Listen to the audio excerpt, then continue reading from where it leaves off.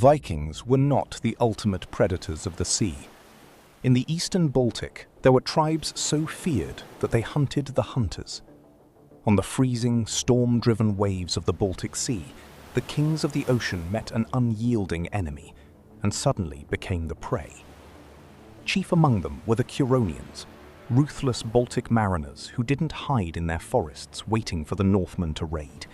Instead, they built faster ships, forged heavier steel, and took the war directly to Scandinavia. In the 12th century, Icelandic chronicles and Danish kings recorded a terrifying shift in power. The greatest fleet of Denmark was about to sail into a lethal ambush near the island of Öland, proving once and for all that the Vikings were no longer the apex predators of the sea. The year is 1170. A massive Danish Viking fleet, commanded by high-born Norse jarls and elite royal warriors, was sailing past the strategic island of Öland, heading home. Their longships were heavy, low in the water, packed to the brim with gold, silver, and slaves from recent campaigns. They were confident in their overwhelming numbers, breathing easy, believing the open sea was their safe haven. The air on the Danish ships smelled of spilled wine, sweat, and stolen wealth. The Norsemen were celebrating, singing victory songs into the cold night. They were completely blind to the fact that the horizon behind them was already closing. In the dark shadows of the limestone cliffs, hundreds of Baltic warriors sat in absolute, terrifying silence. They didn't sing, they didn't drink, they waited. The Curonians had rubbed animal fat on their wooden oarlocks so they wouldn't make a single sound. They were a phantom fleet, blending perfectly with the black waves. The Baltic mariners did not use the heavy, deep-draft longships of the Scandinavians. Their vessels, the Baltic raider ships, were built lighter and flatter. They didn't need deep water to maneuver. They were engineered to skim over shallow coastal shelves and vanish into rocky inlets. They were built for one specific purpose: lethal speed and sudden ambush. As the sun began to dip below the horizon, casting blood-red reflections across the water, the trap snapped shut. From the jagged shadows of Öland's limestone cliffs and hidden coastal reeds, a massive combined fleet of Curonian and Oeselian warboats launched into the open water. To the Danish commanders, it looked as if the ocean itself had suddenly spawned an army. Before the Vikings could even clear their decks or sound the alarm, the Baltic Wolf Pack was already upon them. This was not a standard naval battle of tactical maneuvering or elegant sailing. It was a cold-blooded maritime slaughter. The Baltic raiders didn't trade arrows from a distance. They rode straight into the teeth of the Viking formation, using their superior speed to ram the side hulls of the Scandinavian longships. Imagine the sheer terror.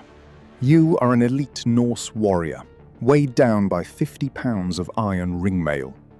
Suddenly, the side of your ship violently splinters inward, and the freezing black water of the Baltic rushes over your boots.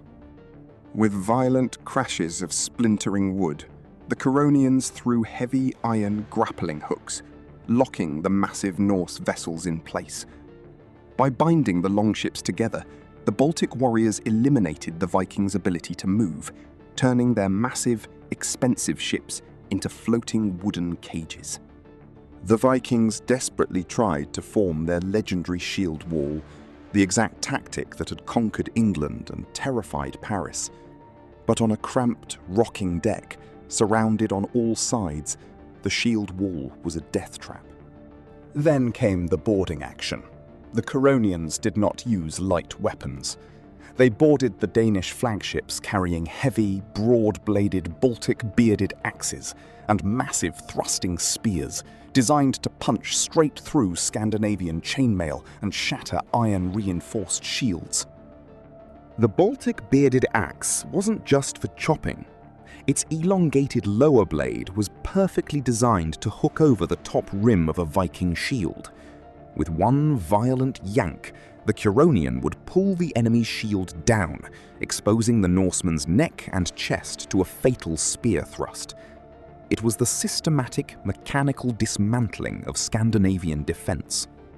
The battle on the slick, blood-stained wooden decks was brutal and claustrophobic. The Norsemen, who had forced global empires to their knees, found themselves completely overwhelmed by an enemy that fought with a terrifying, calculated ferocity. Screams echoed across the dark waters of Öland as elite Danish warriors were systematically cut down, cornered on their own ships, and thrown into the freezing Baltic depths. The Danish flagship was overrun in minutes, its high-born commanders slaughtered before they could even form a proper defensive shield wall. The aftermath of the Battle of Öland sent shockwaves through the entire Nordic world. The Danish fleet was decimated, their pride shattered, and their elite warriors lost to the sea. The few survivors who made it back to the coast spoke of a nightmare. They described an enemy that struck like lightning and vanished like ghosts. The Norse economy, built on raiding others, was suddenly being bled dry by the pirates of the East. When the surviving ships limped back to Denmark, King Valdemar the Great realized that the threat from the east could no longer be ignored. The Baltic Sea was no longer a Scandinavian lake. It belonged to the pirates of the east.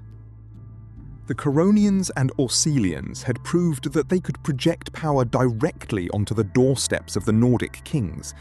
For the next century, the Scandinavian kingdoms had to completely redesign their coastal defences, building massive stone watchtowers and fortresses just to protect their people from Baltic raids.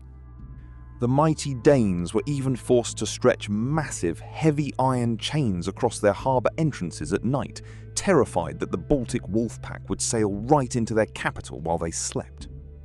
In the churches of Sweden and Denmark, a new, desperate prayer began to echo through the halls every single Sunday.